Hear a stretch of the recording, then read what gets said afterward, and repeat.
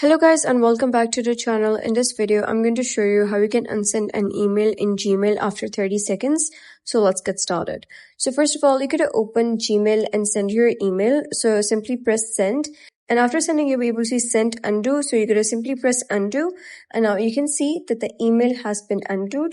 So you can simply tap it within your configured cancellation period.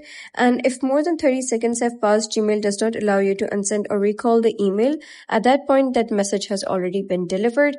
So to maximize the unsend window, you're going to simply go to these three horizontal lines at the top left corner, scroll down, click on settings. And over here, if you have the option of undo send enabled, you should see that option and then set the cancellation period to 30 seconds.